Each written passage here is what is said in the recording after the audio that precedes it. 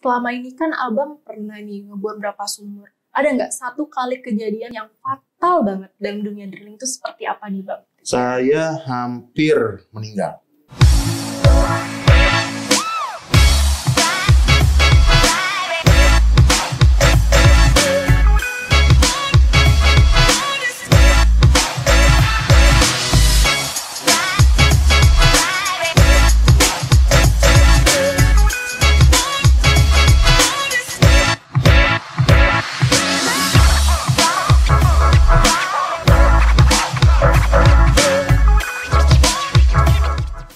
Halo Sobat Berminyakan, selamat datang di acara podcast Oi Kreatif bersama saya Jericho. Aku Nabila, dalam acara Bincang Hangat Perminyakan. Nah, acara kali ini kita akan membahas how to become as a drilling engineer. Nah, kali ini kita kedatangan tamu yang sangat spesial nih guys, seorang drilling engineer yang merupakan alumni Trisakti tahun 2000. Nah, abang kita ini sudah berkiprah di bidang drilling engineer kurang lebih 14 tahun lamanya. Nah, sebelum kita mulai nih bang, mungkin dari abang bisa memperkenalkan diri dulu bang. Silakan bang. Oke, bismillahirrahmanirrahim. Assalamualaikum warahmatullahi wabarakatuh. Terima kasih. Nama gua saya Faisal Abdillah di Perminyakan Trisakti angkatan 2000. Sekarang di SKK Migas di Keteknikan Pengeboran Perminyakan. 14 tahun ya. Itulah. Lumayan lama. Monggo. Mungkin kita mulai dengan pertanyaan pertama nih Bel. Silakan. Langsung aja nih bang. Ngomong-ngomong soal drilling engineer ya bang, abang udah berkiprah nih selama 14 tahun nih bang, udah lama banget. Apa sih bang di drilling engineer itu fungsinya itu seperti apa di dalam dunia migas itu dan kira-kira itu peranannya gimana sih bang? Bisa diceritain ke kita-kita ini bang. Oke. Dalam oil and gas tuh 14 tahun dibilang lama juga enggak. Karena ada yang lebih dari itu. Jujur saya pun masih belajar ya. Karena ilmu drilling itu nggak hanya cuman menghubungkan antara surface to target inside surface. Tapi seiring berjalannya waktu ada inovasi teknologi, ada inovasi metode pemboran yang baru, itu yang harus kita digging terus. Digging dalam arti bukan hanya drillingnya, digging untuk ilmunya juga banyak. Itu yang harus disiapkan sih. Terus, di-upgrade gitu ya bang? Ya? Di-upgrade? Yes, sertifikasi ya kalau misalnya kita ngomongin being drilling engineer, lu harus tahu ada IADC sertifikat, and then ya banyak sih kalau misalnya lu mau dari bawah tuh maksudnya di lapangan ada lu bisa belajar dari juru bor, menara bor dan sebagainya sih. Seperti yang kita belajar di kampus, tapi ini lebih kompleks, lebih kompleks jatuhnya. Gitu. Oke. Oh, soal teknologi nih Bang, saya masih penasaran nih Bang, kira-kira gimana sih Bang teknologi di drilling itu sendiri yang sampai Bang tahu? Oke. Teknologi dari zaman saya belajar dulu di tahun 2000-an itu kita hanya tahu mat motor, ya kan? Sekarang ada namanya RSS, Rotary Steerable Steering, and then ada namanya MWD atau casing drilling, casing well drilling itu ada fase 1, fase 2, nggak tahu sekarang udah mungkin fase 5 ya. Dan itu masing-masing ada perbedaannya. Terus ada managed pressure drilling, ada apa lagi ya? Banyak sih trajektori yang dari awalnya cuman vertikal, J-type, slant atau S-type bisa juga. And then ada pregnant lady, ada yang udah 3 dimension kemana-mana. Yang saya evaluasi juga kalau di offshore itu udah ya kayak beribet kabel lah di bawah itu, tapi berhasil gitu loh dengan segala plus minusnya. Itu ya itu teknologi sekarang gitu loh. Ada ROV, ya kan, remote operating vehicle dan sebagainya itu. Berarti bang perbedaan sebelumnya sampai sekarang itu berbeda jauh bang? Jauh. Jadi harus banyak belajar. Iya benar.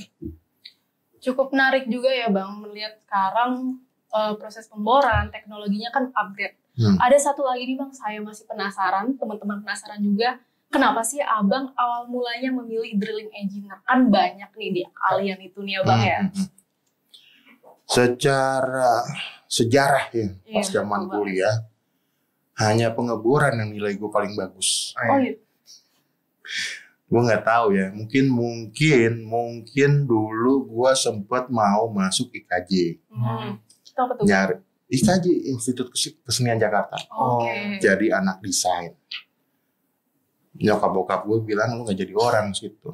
Ya kan, tiba-tiba ada tetangga angkatan 99 ngomong ke nyokap, nih ada nih teknik perminyakan Trisakti. Ya udahlah, dari anak desain rencananya akhirnya nggak bangun casing desain. Desainnya sama ya, cuman ada casingnya. Terus ya itu, kenapa ke drilling ya jalannya aja sih. Awalnya mungkin berpikiran gue gak bakal lulus. Gak bakal lulus kuliah 7 tahun, lama ya kan. Ya. Tapi gue berprinsip ibarat berenang, lu udah sampai dasar, udah basah kuyup. Benar. Kalau cuman lu ngambil ikan-ikan kecil, istilahnya semuanya lu ambil, lu gak bakal bisa ke atas.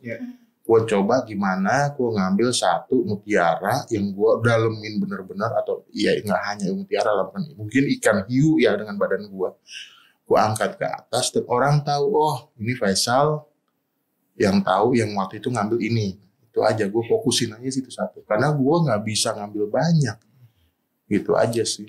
Bukan smart people ya, bukan smart person.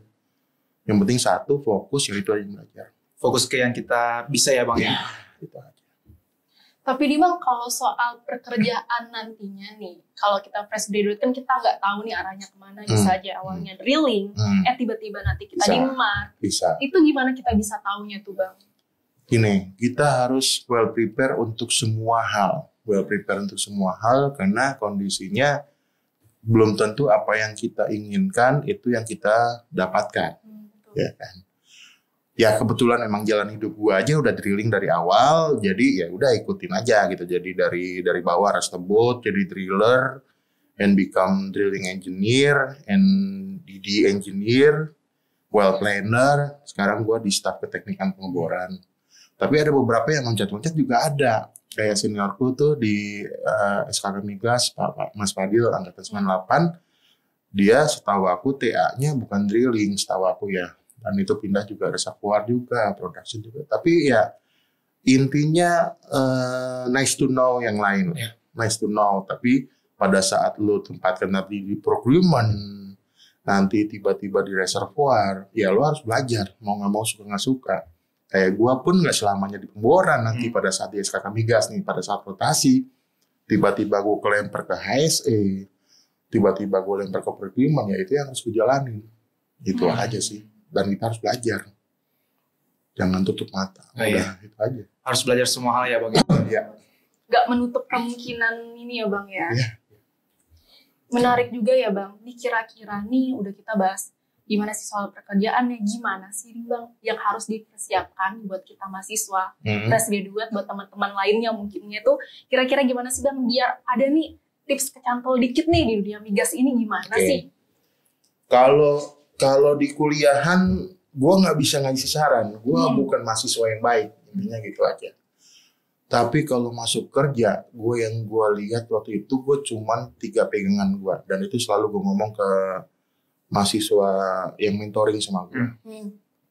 Pasang mata, pasang telinga, tutup mulut. Itu gimana tuh Bang?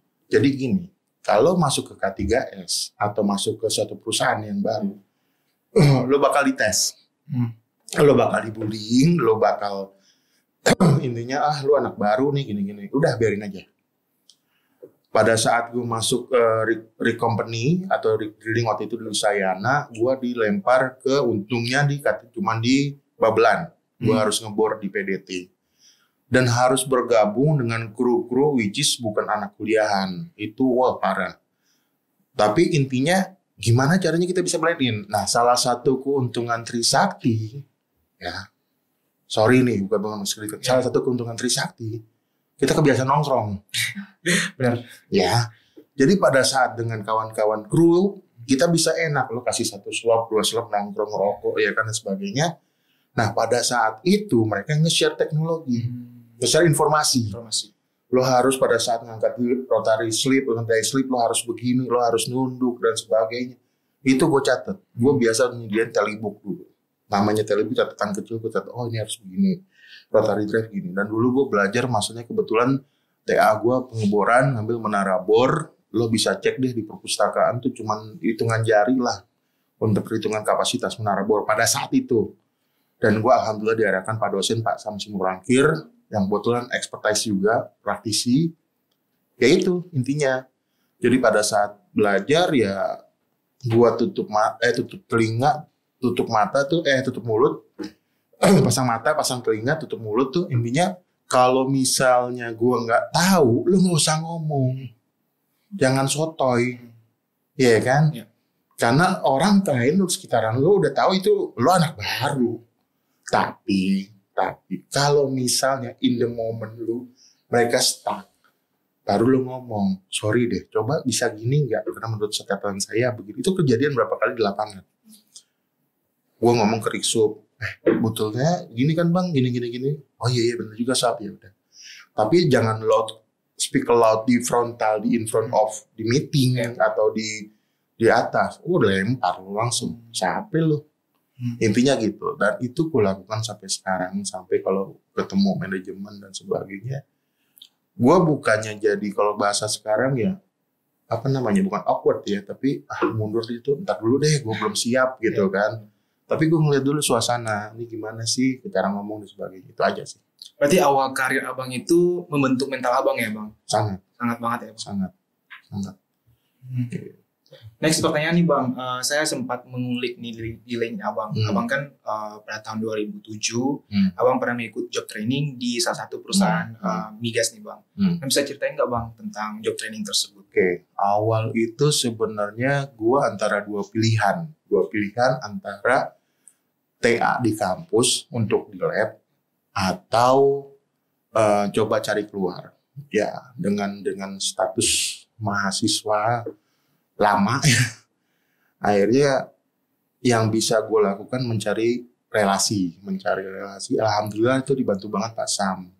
Dia ada kenalan di Paiko, terus coba ngobrol-ngobrol, gue masukin karena kebetulan perhitungan kapasitas menara bor itu jarang yang ngelakuin. Ya, gue ikut di situ dan kebetulan di situ ada alumni juga dari Trisakti tapi non perminyakan. Pak Riyadi Buhron itu dari mesin. Dia ngebantu banget.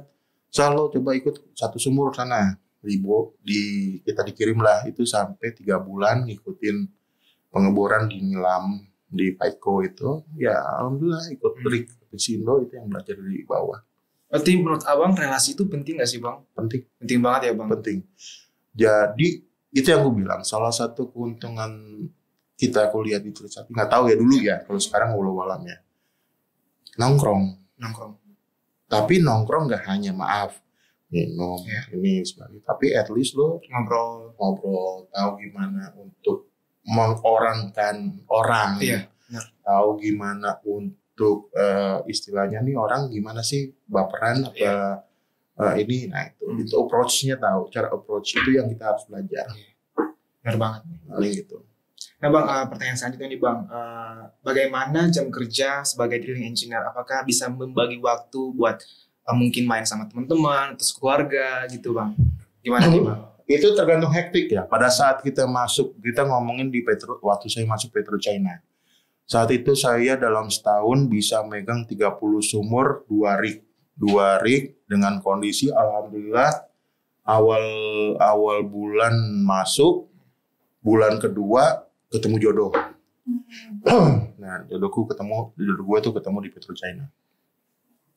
Lo siap-siap pada saat lo pacaran, lo handphone ditelepon, kondisi di lapangan terjadi apa-apa lo harus siap.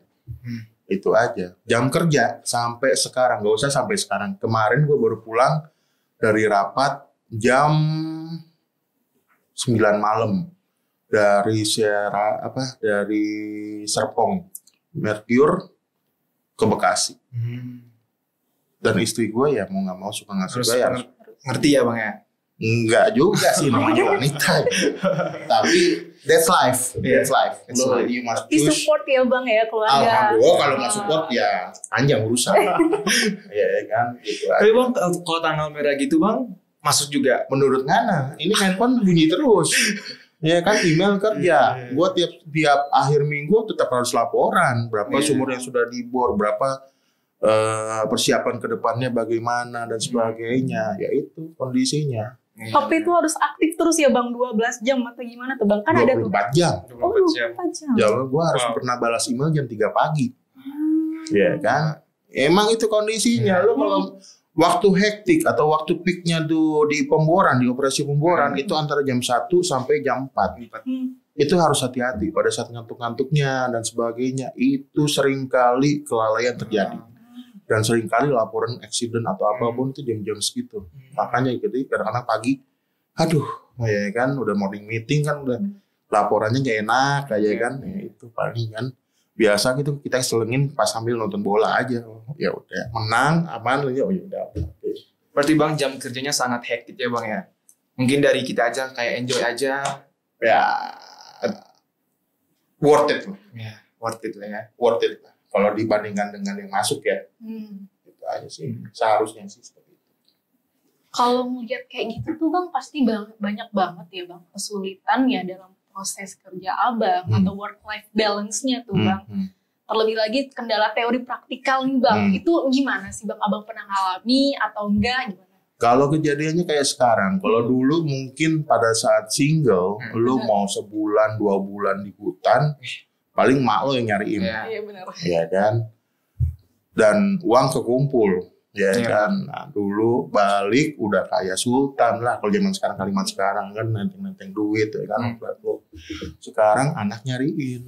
Iya. Ya kan gua alhamdulillah baru 1 anak cewek. Ya kan mungkin kalau lo Badung anak lo cewek biasanya itu. Setiap gua dinas anget badannya. Kepikiran ya Bang ya. Walau alam gue nggak tahu pasti nyariin dan itu dan bini gue ngomongnya anak lo anget nih. Nah itu gue sampai pada momen akhirnya gue minjem mobil lapangan waktu itu dari Cirebon ke rumah sampai rumah sembuh. Iya. Ya itu ada makanya plus minus. Jadi pilihan. Ada momen-momen yang kebetulan mertua gue juga orang lapangan ya. Intinya ya itu ada hal yang harus dipilih. Family time or working time. Gue beruntungnya gue WFH sekarang 2 tahun ini adalah gue bukan pembalasan, replacement time. Waktu gue kerja kemarin di kantoran, gue hilang kalau hitung-hitungan tuh 2 bulan lah di jalan ya kasarnya, dengan di rumah dengan anak gue umur 6 tahun, 7 tahun, which is 5 tahun gue nggak miss ya, tapi at least ada beberapa hal yang hilang. Iya benar. Itu aja sih. Tapi ya itu pilihan. Pilihan dengan kondisi lo menghabiskan pada masa tuanya nanti atau pada saat masa kerja. Gak bakal bisa adil. Jujur. Tapi tentunya tuh worth it banget ya Bang ya. Dari sisi mana? Dari sisi dua-duanya Bang. Apa dari keluarga atau pekerjaan? Harus pilih salah satu. Oh gitu. Harus pilih salah satu. Ada yang udah family, udah gue keluarga aja ya tinggalin kerjaan. Ada yang pengen kerjaan. Karena perminyakan itu lo kalau di atas, floor, handphone lo harus mati. Iya harus mati. Lo miss dikit, tangan lo hilang. Ya kan, kecelakaan, nyawa lo bisa hilang, sumur meledak. Itu intinya. Jadi Bang selama Abang di lapangan itu komunikasi sama keluarga itu gimana Bang? Ya dibatasi. Kebetulan istri kan karena bokapnya orang lapangan jadi ya paham. Ngerti lah ya. Dengan segala plus minusnya kondisi lapangan ya. Tapi itu kondisinya. Seperti itu. Nah Bang kita kan sudah membahas mengenai insight tentang drilling engineer nih Bang. Nah kira-kira bagaimana sih Bang kualifikasi dari lulusan bidang ini dan apakah harus dari teknik perminyakan atau dari semua bidang tuh bisa Bang? Dari semua jurusan. Oke, good. Kalau yang aku lihat sekarang itu kembali ke kita kan pada saat lulus kita cuma sarjana teknik ya. Ya. Tergantung TA ngambil reservoir kah, TA ngambil drilling kah, TA ngambil production kah. Nah itu tinggal kembali lagi kita mau masuknya apakah drilling langsung masuk drilling ya pertanyaan awal tadi kan bisa jadi ke production bisa jadi. Nah Kalau untuk drilling engineer sendiri, kawan-kawan gua itu nggak hanya full semua petroleum engineer. Ada yang dari mesin. Nah, kalau misalnya di SKK Migas tuh ada beberapa dari teknik mesin juga ada Trisakti, ada. Terus kalau untuk production juga nggak hanya PI, dari kimia juga ada. Ya cuma kembali lagi, siapa yang mau belajar? Kalau lu cuma gendeng-gendeng ijazah lu tapi lu nggak belajar, nggak improve, not acknowledge lu ya useless gitu loh. Benar. Paling itu aja pertanyaan. Jadi semua major bisa masuk ya bang ya?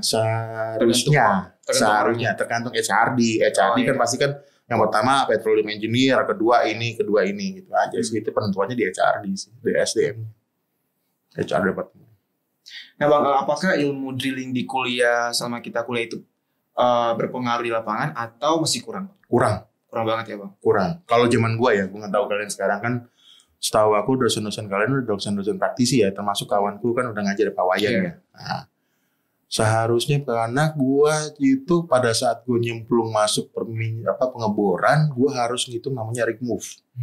Berapa kilometer itu truk berjalan, berapa dalam hog load dari rig loadnya berapa, 750 HP, berapa load, berarti itu sekitar 100-an. Kalau di bawah itu berapa, dari satu low bed, high bed itu berapa barangnya, jarak berapa kilometer, terus berapa berhentinya supirnya, berapa waktunya. Nah itu kan nggak pernah diajarin. Contoh kasarnya seperti itu. Ya kan, kalau drilling juga paling itu bagian dari drilling ya, atau hitung-hitung cost dan sebagainya. Terus kayak aku nggak tahu apakah kalau pada saat kalian start kehitungan keekonomian stuck itu udah diajarin belum? Udah masuk belum? Ekonomi udah bang. No, not keekonomian. Pada saat kalian drilling terjadi stuck, berapa lama kalian fishing time, economical fishing time, sampai itu masih ekonomis apa enggak? Pernah ngitung nggak? Kalau gue jujur baru, mungkin gue belum ketok ya pas kuliah, tapi pas kerja, oh iya, karena fishing time itu nggak bisa sejam 2 jam, bisa sehari, paling lama 14 hari, bisa lebih. Tapi kalian berpacu dengan keekonomian sumur itu worth it nggak dengan ekonomi? Nah gitu loh, jadi seperti itu. Berarti sekitar 10% lah ya bang ya, ilmu yang kita bawa ke dunia kerja yang kita dapatkan di kuliah atau gimana bang? Lebih sih, karena ibaratnya fondasi dasarnya, lu sama sekali nggak tahu ya kelar ya. Berarti harus punya fondasi yang kuat ya bang ya, ilmu basic. Sangat. Ini lanjut nih bang. Selama ini kan abang pernah nih ngebor berapa sumur. Ada nggak satu kali kejadian yang fatal banget dalam dunia drilling itu seperti apa nih bang? Saya hampir meninggal. Itu kenapa bang? Jadi waktu ngebor di daerah Limau, Sumatera, saya sebagai driller ingat banget itu sekitar jam 10 malam ya kalau nggak salah ya. Pada saat itu ya, akhirnya saya capek, saya meminta kopi atau minuman ke Kembos, ya kan. Kondisi saya driller udah lagi tenang, turun ke bawah, manggil Kembos. Nah, entah kenapa sih ingat aku yang company man punya anak, company man, drilling superintendent punya anak, press the boat, dia naik ke atas, traveling block, tahu kan traveling block buat patrolnya, ini besinya lempengannya jatuh, terkena tengkuk orang yang ada di posisi saya di tempat driller, which is seharusnya nggak ada orang itu saya. Pendarahan dalam, pingsan, pendarahan dalam dibawa ke rumah sakit, meninggal depan. Itu yang pertama. Yang kedua, kru juga HSE pada saat besoknya harus pulang, dia bilang, Sal, gue besok istirahat. Besok gue pulang ya. Oke, yaudah. Lo istirahat aja bang di kamar. Ya. Pagi minta dikerokin. Siangnya kok nggak bangun-bangun nih, gue bilang. Meninggal, masuk angin. Kalau itu angin duduk ya kata apa? Ya hal kayak gitulah. Itu yang membuat kita malah lebih berjaga-jaga di lapangan itu. Lo nggak hanya harus fokus ya bang ya, easy money, enggak, lo nyawa lo juga taruhan lah ya. Gitu aja. Nah bang, ini next question nih bang, permasalahan apa nih bang yang sering dialami atau terjadi pada fresh graduate yang baru pertama kali terjun ke lapangan? Gimana bang? masalah yang masalah ya dites. Lo bakal dites dengan asumsi lo baru lulus. Oh, lo anak mana? Trisakti. Oh, perminyakan ya. S1 ya. Oh, tahu ini dong. Oh, tahu ini nih. Kadang-kadang kru itu karena gini. Setelah gue belajar ya cukup lama, ya mereka sebenarnya kedatangan kita di sana itu bisa menjadi saingan mereka, jujur aja. Karena mereka kan kadang-kadang cuman basicnya SMA atau D3, Pamigas dan sebagainya. Yang dengan kedatangan kita, kalau kitanya petantang betenteng gini, S1, Trisakti, kelar hidup lo. Itu aja sih. Ya lo harus siap-siap dites. Lo kan ngerti nih, lo kerjain deh. Ditinggal di tengah hutan dan sebagainya, ya pasti jaga sikap lah. Kalau nggak mau dikerjain, intinya begitu aja. Dan karma is real. Kalau zaman kuliah lo ngerjain junior, siap-siap dikerjain juga di sana. Itu aja sih. Dulu ya, gue nggak tahu sekarang. Dulu ya, we talk about zaman gue dulu. Kan kita kan Bang, Trisakti itu basicnya kita lebih ke theoretical, lebih banyak, not technical ya Bang. Itu sampai sekarang masih. Ya, tapi mostly theoretical sih Bang. Technical masih kurang sih. Terus? Mungkin kayak perbedaan di lapangan itu seperti apa ya Bang? Kayak bersaing sama anak-anak yang notabene-nya dari SMK yang udah setiap hari terjun langsung ke lapangan. Nah itu yang gue bilang, lo harus menurunkan ego lo. Lo harus menurunkan bahwa gue anak Trisakti, gue anak Jakarta, gue anak gaul GJ kalau zaman itu. Ya lo harus bisa blend in. Gimana caranya? Lo cuma ngobrol, cuma makan pakai rantang, ya kan? Ayam. Gue inget banget gue nggak pulang lebaran 2 kali itu makan pakai ayam yang kulitnya itu lebih tebal daripada dagingnya. Bergabung dengan mereka, minum dalam 1 gelas. Kalau lo orangnya jijian, kelar hidup lo. Ya kan? Abis merokok, bau rokok, udah bau nggak berbentuk. Maaf, kamar mandi nggak ada tirainya. Kan lo takut sama masalah yang aneh-aneh, dibekap dari belakang, dihajar, kan nggak tahu. Udah lillahi ta'ala aja udah. Sobat begitunya gitu, takutinnya. Gue pernah dikerjainnya gini, lo makan mandi di situ Sal. Cuman semi kontainer, dalamnya bilik kamar mandi without tirai, and then suruh mandi di situ. Gue bilang mandi situ. Udah pakai sempak kayak gue mandi udah bismillah. Dulu belum segini, masih kecilan dikit badan kan. Yang penting mandi lah ya Bang. Yang penting bersih lumayan. Mana ada air balong warna hitam. Belum lagi buang air dan sebagainya itu kan lo dapat yang remote lo aja udah merem. Lo gitu aja udah merem. Gimana kejadian remote area tengah hutan lumpur segini, depan ada beruang. Iya kan? Ini malam nggak pulang, tiba-tiba ada yang ngikik di sebelah, ya udah. Banyak-banyak bersikir dari ngehafal ayat kursi sampai hafal ayat kursi. Banyak doa ya Bang ya. Iya. Tapi itu pengalaman berharga ya Bang. Banget. Banyak yang kita kutip dari pengalaman. Banyak. Ya teman-teman gue juga curhatannya begitu-gitu aja. Tiba-tiba ada yang ikut di atas sakerot, ada yang goyang dan sebagainya. Gitu aja lah. Ada yang nangkring di atas. Wallahualam itu semua. Pasti ada. Ini nih Bang. Tadi kan udah cerita nih pengalaman Abang nih, udah dari awalnya Abang masuk sampai udah terjun langsung nih Abang ya. Kalian apa aja sih Bang di industri migas yang nyambung banget sama drilling engineer? Pada saat itu Abang kerja juga nih sama rekan-rekan yang lain. Kalian? Iya. Ya, maksudnya gini. Ini soft skill apa akademisi? Maksudnya pembelajaran apa nih kalian?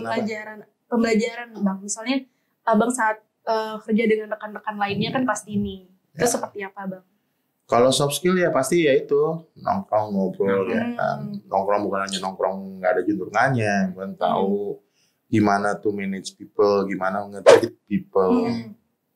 Kalau untuk yang lebih ke pembelajaran ini ilmunya well control, lo harus ngambil IADC. Kalau ada uang lebih ngambil sertifikasi migas. Itu worth it. Ya kayak kemarin ini kan PHR banyak bukaan tuh untuk menjadi company man dan sebagainya, lo ambil 7 juta, 6 juta, 11 juta ya udah bismillah aja depan itu. Karena lo ibaratnya punya kartu SIM untuk masuk duluan di situ. Dan jangan pernah berhenti belajar. Iya. Karena lo namanya puas kelar, udah bilang puas. Keep learning ya Bang. Iya, gitu aja sih. Nah Bang, abang kan udah kerja di berbagai perusahaan bermacam-macam. Alhamdulillah. PetroChina udah pernah kan Bang? Star, udah pernah Bang ya? Star belum? Oh belum ya Bang? Belum. Nah itu Bang, kira-kira perbedaan dari company-company yang Abang kerja sebelumnya itu seperti apa Bang? Perbedaan apanya nih? Kayak semuanya ada plus minusnya. Bisa plus minusnya Bang? Bisa dijelasin Bang? Diceritain. Aku nggak usah ngomong minus ya. Oh iya, plus aja deh Bang. Enak, plusnya. Iya. Usayana, saya belajar masalah pemboran, masalah rig dan sebagainya. Di situ Usayana rig. PetroChina menjadi drilling engineer. Tambah lagi ketemu jodoh, alhamdulillah jadi istri, insya Allah seumur hidup. Amin. Ya kan, Didi, saya belajar mengenai directional drilling. Ya kan.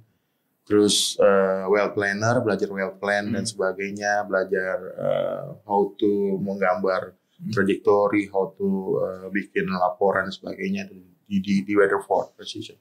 SKK di BP Migas pada saat itu ya menjadi regulator gimana untuk mengawasi suatu kegiatan, evaluasi K3S dan sebagainya sekarang. Itu aja sih. Semuanya ada plus minusnya. You must through with it. Bismillah. Tapi pengalaman yang paling berharga selama Abang kerja di perusahaan-perusahaan apa Bang? Pengalaman yang paling berharga, semuanya masing-masing berharga ya Bang. Semua. Berharga semua. Yang paling nyentol nih di kepala Abang ada nggak Bang? Nggak ada sih, banyak ya. Kalau misalnya mungkin ya nggak bisa sih dibuka satu-satu bro. Cuman ya itu mungkin yang pengharga banget ya di PetroChina pacaran jadi bicara bini sekarang kan ya itu aja. Gitu. Kalau ditanya apa sih yang lo dapat dari PetroChina? Jodoh. Udah, that's it. Ya kan sign in ya itu aman lah. Iya. Bang, ini ada last pertanyaan nih Bang, yang bakalan orang nanya-nanya nih. Berapa sih Bang range gaji drilling engineer? Gitu deh Bang, yang kita tunggu-tunggu nih Bang. Kayak ini krusial nih Bang. Pada saat gua dulu masuk lulus itu range-nya paling sekitar 5 sampai 8. Ya. Kalau sekarang setahu gue kemarin dari yang mentor ya, itu masuk itu dari 8 juta sampai 12 juta fresh graduate. Tergantung nilai lu, tergantung gimana cara lu menjawab, tergantung kembali lagi soft skill lu, tergantung dengan sertifikasi lu yang punya. Ya. Boleh ngomong kasar nggak sih? Ya begini aja. Bullshit lo misalnya bawaan siapa, terus ini anaknya siapa dan sebagainya. Maaf ya. Itu cuma bisa buka pintu lo doang. Di dalam kalau kelar, gak bisa ngapa-ngapain. Karena lo mau bawaan siapa, lo mau anaknya siapa dan sebagainya. Lo bergantung sama manusia, ciao. Jadi keterampilan pentingnya Bang ya. Sangat. Lo harus siap dengan itu semua. Gitu aja sih intinya.